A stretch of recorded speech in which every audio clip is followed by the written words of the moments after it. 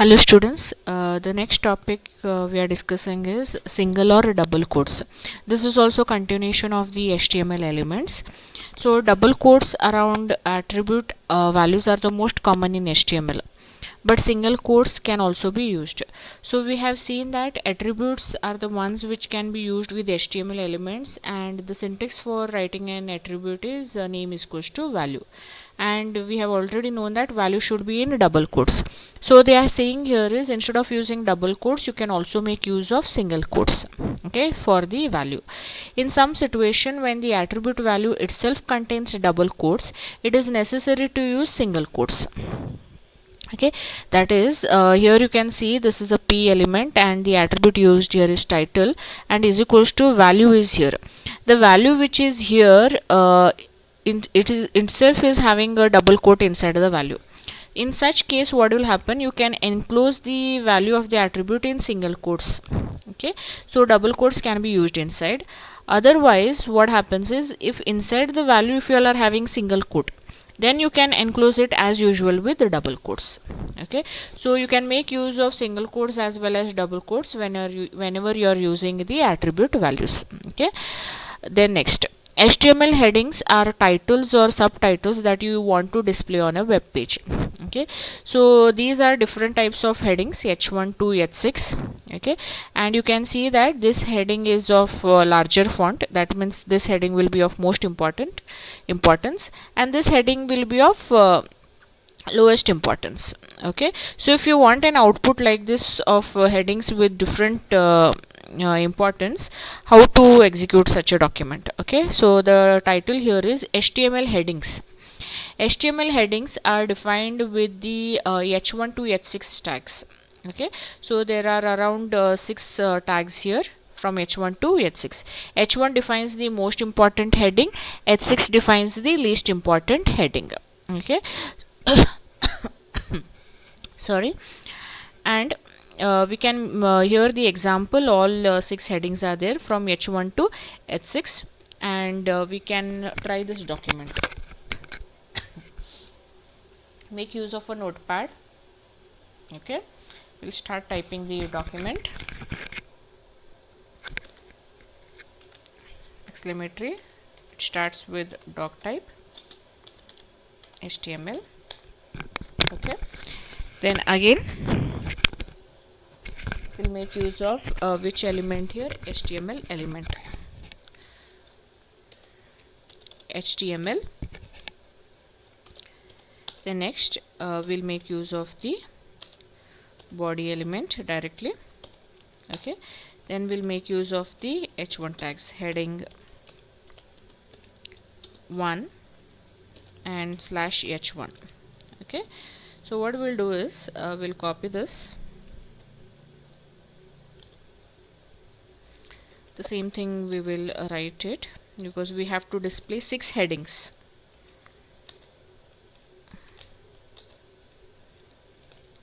Okay, so we can make here slight changes.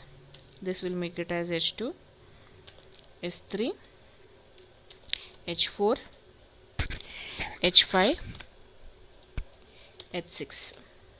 Okay, and this also will make it as h1, it was already h1, h2, h3, h4, h5, and then h6. Okay, and this will make it as 2, 3, 4, 5, and 6. Okay, so we will close which element? Body element, and we will close the HTML element. Okay, we will save this file, save as a web program folder is there, 1.html. okay, so save it. We'll go to the desktop, web programs, double click on 1. Okay, so you will see the output here, heading of different size. Okay, so this is the heading of the larger importance, and this is the heading of the lowest importance. Okay, so this is about different types of headings, and you have 6 HTML headings, H1 to H6. Okay, so next here they are saying is bigger headings. Usually all the headings which will appear, they'll have a default size. They have said here each HTML heading has a default size. However, you can specify the size for any heading with the style attribute using the CSS font size property. They are saying that if you want to change any of the heading size, you make use of which attribute here? Style attribute. We had seen it in the previous videos that style attributes are the one which will style the HTML elements. That means you can change the color, you can change the size, you can change the font. Okay, but along with the style attribute, we had made use of the CSS font size. Okay, we are made use of the CSS font size property, and we know whenever we are using a CSS property here, for example, you can see the element used here is h1 and the attribute value is style. Okay, attribute value style is equals to, along with style we are not using an HTML value, we are using a CSS property, and this property also should be enclosed in double quotes. The property name is font size, and the value which is there has to be written after a colon. Okay, not after equal to, after a colon, and the size mentioned here is 60 pixel. Then the CSS property has to end with the semicolon, then you close the double quotes. Okay, and the text here is heading 1, and we have closed the h1 element. Okay, so we can make use of the same document which we are used. So what we'll do here is we'll change the size of the h1 element. So what is the attribute we have used is style. Okay, is equals to, again put double quotes, and what was that CSS property? Font size. Okay, colon, then you'll write 60 pixels. Okay, then you end the CSS property with a semicolon, and then you put a double quote. Okay, so we'll see whether it will change the size of the heading 1. Save. You come back to the browser. Already 1.html is running, so you reload this page. Okay, so you can see the size of the heading 1 has been increased with the help of which attribute? Style attribute, and by using which CSS property here? Font size property. Okay, so this was how you can create bigger headings. Okay, how you can create bigger headings. Next is they are saying is a paragraph always starts on a new line and is usually a block of text. So we know about paragraphs. Okay, so paragraphs usually help us to create a number of elements here. The paragraph always starts on a new line, and browser automatically adds some white space, a margin before and after a paragraph. So every paragraph comes onto a new line. They are not into continuation. So if you all are using this 2 paragraphs, they'll come onto 2 lines only. This will not be continued with the previous paragraph. Okay, so these examples we have already done. So let us see next. HTML display is there. You cannot be sure how HTML will be displayed. Large or small screen and resized windows will create different results. With HTML, you cannot change the display by adding extra spaces or extra lines in your HTML code. Okay, the browser will automatically remove any extra spaces and lines when the page is displayed. So what they are saying here is, you can see this example. What this example they have done is, they have written a paragraph, and that too also on a new line. It is making use of how many lines here? 5 lines. So whenever you are giving extra lines, that lines will be ignored by the browser and all the content will come onto a new line. Okay, so extra lines will be ignored, and also extra spaces will also be ignored. Okay, so if you want to give spaces, extra spaces or extra lines, then that will be not helped by the p element, that will be totally ignored. So let us see an example for that. Okay, let us go to Notepad, file, new. Okay, so let us write the code once again. You have here doc type HTML. Okay, next you have here HTML. Okay, we'll immediately start with the body element. Okay, and then we have p. Okay, so even I'll write a paragraph. This is next line. Sorry, this is a paragraph. on different lines. Okay, so I've used how many lines here? 5 lines. I'll just close the p element.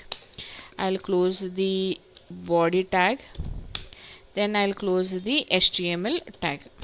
Okay, so file, save. Okay, I'll save it as 2.html. Okay, so save this. So we'll just go to the folder. We have 2 here, double click on it. So you can see here, this is a para on different lines. So the output, the different lines got ignored, and it came everything onto a single line. So p element ignores the extra lines. So we'll try to give extra spaces also. Okay, so we'll try to give here spaces between the text. Okay, so let's see whether it will take the spaces or what. Okay, so reload this page. Yes, after reloading the page, you can see that it has also ignored the spaces. Okay, let me change a bit of content. This is a paragraph on different lines and with spaces. Okay, let's change the content a bit. Let's file, save. Okay, then go to the browser, reload. Okay, so you can see that it has ignored the lines as well as it has ignored the spaces. Okay, so whenever you are making use of a p element, do not make use of new lines and do not make use of extra spaces. Okay, the next element, HTML element, is the poem problem.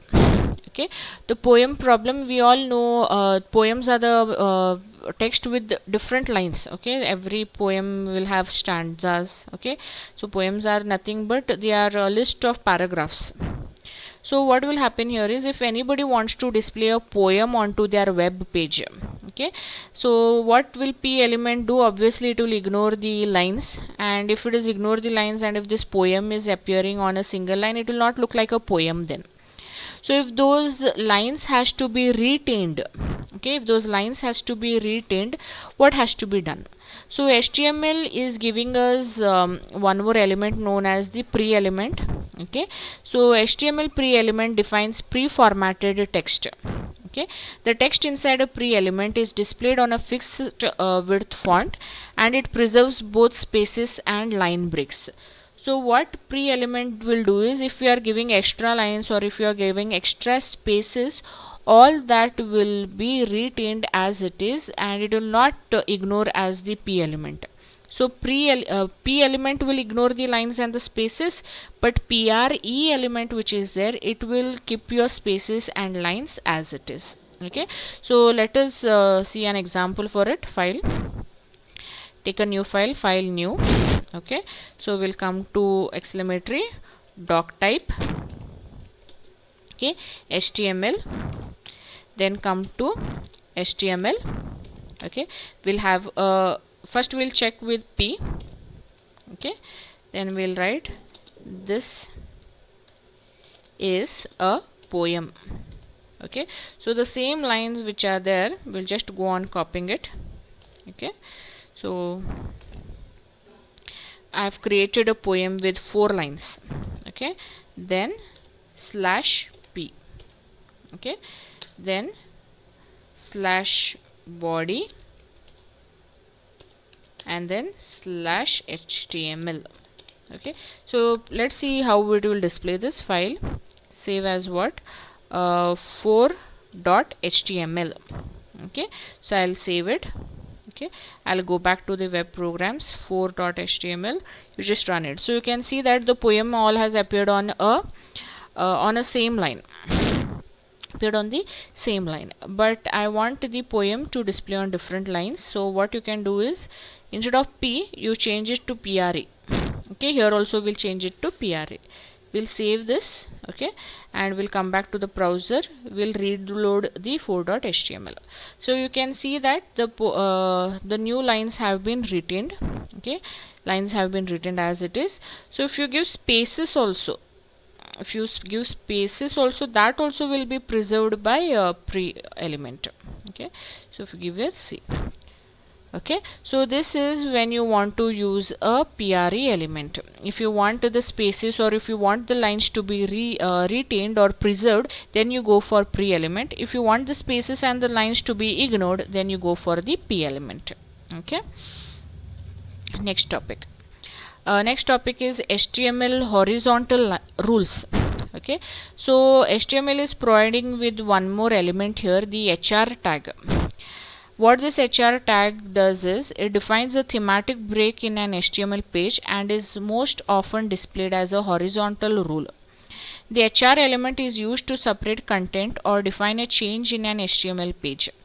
So HR element which is there, it will draw a horizontal line between the contents.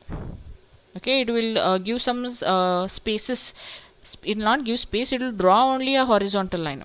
So it is known as a horizontal rule. For example, H1, this is a heading. P, this is some text. HR is being used here. So if HR is coming here in the output, it will leave a line like this. Then H2 is there, this is heading 2, and P element is there, this is some text. So let us try this example and let's see how it will draw a line. Okay, so go to Notepad, file new. Okay, quickly we'll write the program. Doc type HTML. Okay, and then HTML. Then we'll go for body. Then here we'll write H1. We'll write some content for the heading. This is a heading. Okay, slash H1. Okay, and for P you'll write this is a para. Okay, so slash P. Here we'll write HR, horizontal line it should leave. After this, what it is there, this same we will copy. Okay, if you all want, you all can type. Okay, again here also I'll write it as HR. Okay, again if you want, you all can copy this. We'll just see how it will take contents and how it will. Okay, so then what we have to close, we'll close the body tag and then we will close the HTML tag. Okay, so go for file, save here, we'll save it as file.html. Okay, save this, go back to the folder, double click on file. Okay, so you can see here, this is heading, this is a paragraph. So after every content it has drawn a line. So this is known as horizontal rule. So this is when you make use of the HR element. Okay, so to draw a horizontal line you can make use of HR tag or HR element. Then the same thing is HTML line breaks. Here the HR tag and the BR tag which is there, they are empty elements. Okay, empty elements means they will not be having an end tag. They do not have any content. So any HTML which do not have any end tag and a content, that element is known as an empty element. So you have here HR and BR. So HTML line breaks, we have already done this example. The HTML BR element defines a line break. Okay, so it will help you to leave a line. So use BR if you want to use a line break without starting a new paragraph. So what is this example P? This is they have used a BR element, a paragraph BR element with line breaks. Then they have closed the P element. So what will be the output of this? This is, you will get a new line, a paragraph, you will get a new line, and with line breaks. So the BR element which is there, it will help you to give a new line in a paragraph without creating new paragraphs. Okay, so HR, this is about HR tag and BR tag. So the next topic which is there, HTML styles, we'll discuss that in the next video. Thank you.